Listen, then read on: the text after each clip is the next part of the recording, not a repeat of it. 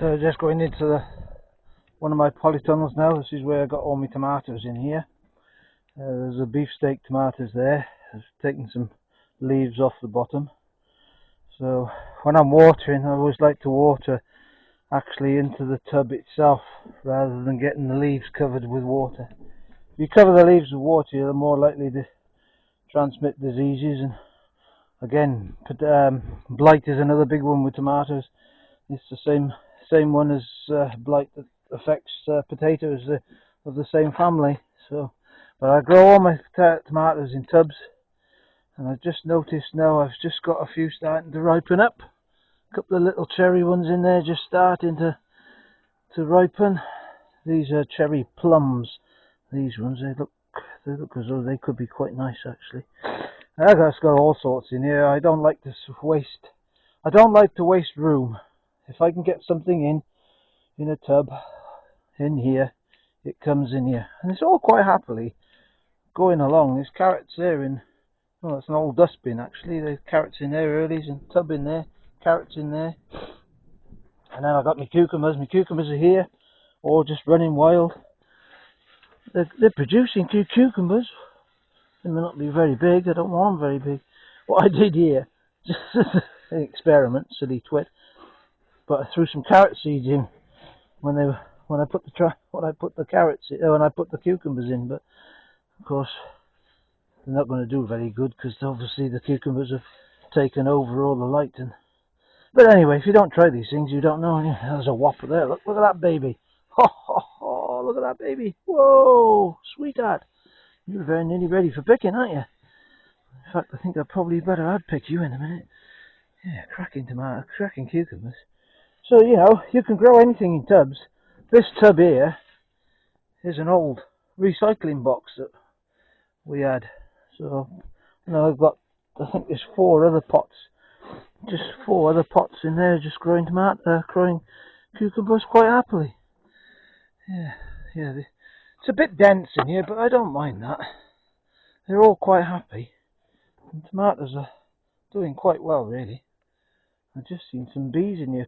Somebody asked me what happens with pollination. And it's amazing that the bees find their way in. I leave the door open all the time now because it gets too hot. That's the one big thing with these polytunnels, where you don't get to roll the sides up, is they do get mega hot in you, and things do suffer a bit. But keep them well watered.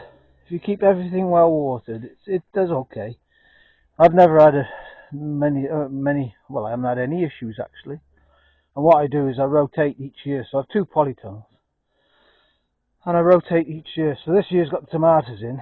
Polytunnel 1's got tomatoes in. Polytunnel 2's got the potatoes in. And then next year I shall alternate around. Oh, look, there's some French beans down there I've missed. Oh, look at them babies. I'm going to pick them and be going over by tomorrow, won't they? So yeah, these are what we call ooh la la beans.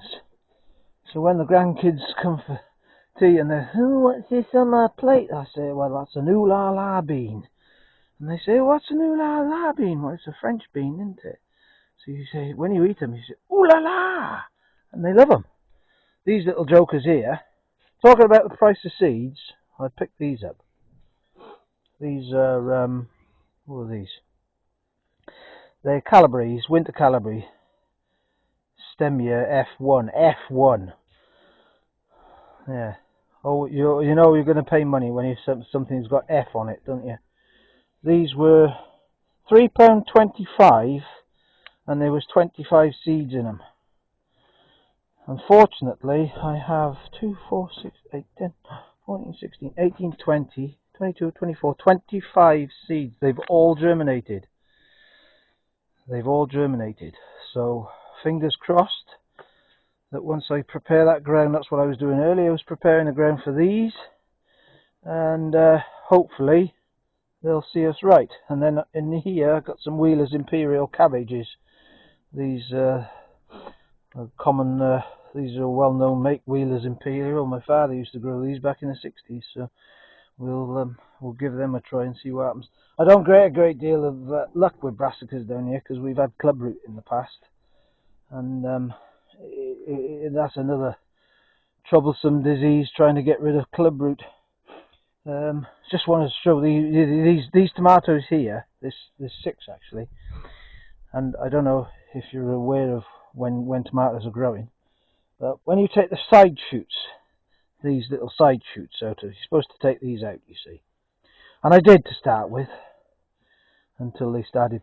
I missed a couple and they started flowering. But anyway, I must have taken 20-25 side shoots out, and I put them in a bucket of water.